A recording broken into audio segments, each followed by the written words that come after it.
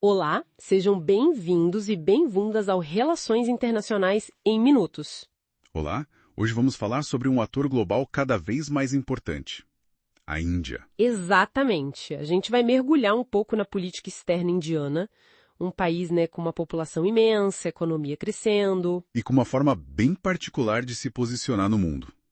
É disso que vamos tratar. Nosso foco hoje é entender essa combinação de autonomia estratégica, que é uma marca deles, com a cooperação Sul-Sul e as ambições globais que a Índia demonstra. Perfeito.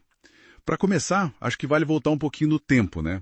Pós-independência, 1947. Isso, e a figura central ali foi o Jawaharlal Nehru, o primeiro premier, ele que lançou muitas das bases, inclusive do movimento dos não alinhados. E aí já entra um conceito fundamental, autonomia estratégica. Na Guerra Fria, a ideia era, não ficar preso nem aos Estados Unidos, nem à União Soviética. Buscar um caminho próprio, defender os interesses indianos sem depender de um bloco específico.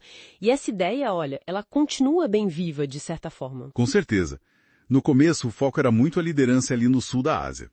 E, claro, lidar com as relações complicadas com Paquistão e China. Sempre presentes. Relações bem tensas muitas vezes. E a diplomacia inicial mirava muito em desenvolvimento, desarmamento, embora depois a Índia tenha seguido seu próprio caminho nuclear, autodeterminação e, claro, o multilateralismo, a ONU. Se a gente for olhar pelas teorias de RI, o realismo ajuda a entender essa busca por segurança. A rivalidade com China e Paquistão, a capacidade nuclear. Eles buscaram a dissuasão sem entrar em alianças formais, tipo OTAN. É uma lógica bem realista de poder regional. Mas, por outro lado, tem o lado liberal também. A Índia participa de um monte de coisa, como a UELF, OMC, ONU e, mais recentemente, o Quad. O Quad é interessante. Aquela parceria com Europa, Japão, Austrália, muitos veem como uma forma de equilibrar a China, né? Exato. Mostra que eles cooperam quando vem vantagem estratégica nisso. E tem a identidade, que o construtivismo explica bem. Aquela coisa da civilização milenar, do orgulho nacional. Sim. Isso influencia como a Índia se vê e se projeta. Uma potência responsável, uma voz do sul global, sabe? Que questiona a ordem dominada pelo norte. Mas essa política externa mudou bastante, especialmente depois dos anos 90. Muito. Com a abertura econômica vem um pragmatismo bem maior. Menos ideologia, mais foco no interesse nacional, assim. E que pragmatismo, hein? Olha só, tem parceria estratégica com os Estados Unidos, com a União Europeia. E ao mesmo tempo, mantém laços históricos fortes com a Rússia e está no BRICS e na OSCE junto com a China. É um malabarismo diplomático e tanto. E mostra essa atuação em várias frentes multilaterais. BRICS, OSCE, G20. Eles querem estar na mesa. Sem dúvida. E na região, esse pragmatismo aparece na tentativa de fazer um contrapeso à influência chinesa. Investindo em conectividade com os vizinhos, Bangladesh, Nepal, Sri Lanka, a política de vizinhança primeiro. Isso.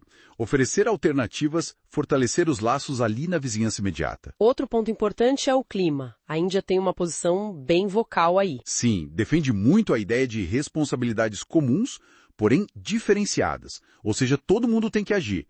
Mas os países ricos, que poluíram mais historicamente, têm uma responsabilidade maior e buscam uma transição justa que não trave o desenvolvimento deles. Faz sentido, né? Totalmente. E não dá para esquecer o soft power. Cultura, Bollywood, cooperação técnica, saúde. A diplomacia das vacinas na pandemia foi um exemplo disso, né? Foi sim. Ajuda a construir uma imagem de parceiro, especialmente na África e na Ásia. Mas, claro, tem desafios enormes pela frente. Internamente, a desigualdade, a demografia, a infraestrutura. São desafios gigantescos, e isso, de certa forma, limita um pouco a capacidade de projeção externa. E fora de casa, as tensões com a China na fronteira continuam sendo um problema sério. E com o Paquistão, a questão da Caxemira. São desafios de segurança bem persistentes. E olhando para o futuro, a grande ambição é consolidar esse status de potência global. O que passa, claro, pela busca do assento permanente no Conselho de Segurança da ONU, uma demanda antiga. Exato. Eles defendem uma reforma na governança global para torná-la mais representativa do mundo de hoje. Então, para resumir, a gente vê uma Índia que mistura essa tradição não alinhada, essa busca por autonomia com um pragmatismo cada vez maior. É isso, buscando projeção global, mas sem abrir mão de decidir o próprio rumo. Uma potência emergente, complexa, que joga com diplomacia, desenvolvimento, multilateralismo. E sempre com essa identidade cultural muito forte marcando presença. Fascinante acompanhar. Com certeza. E no nosso próximo encontro aqui no Relações Internacionais em Minutos, a gente vai mudar de continente, mas continuar no sul global. Vamos analisar a política externa da África do Sul. Opa, interessante. Outro membro do BRICS, um ator-chave na África, imperdível. Isso aí. Então, muito obrigado a quem nos ouviu. Se gostaram dessa análise, sigam o Relações Internacionais em Minutos na sua plataforma preferida. E compartilhem com os amigos, colegas, todo mundo que se interessa por RI. O apoio de vocês é fundamental para a gente continuar. E fica a pergunta para gerar uma reflexão. O que mais desperta interesse na forma como a Índia está se posicionando no cenário internacional atualmente? Deixem seus comentários. Valeu, pessoal. Até a próxima!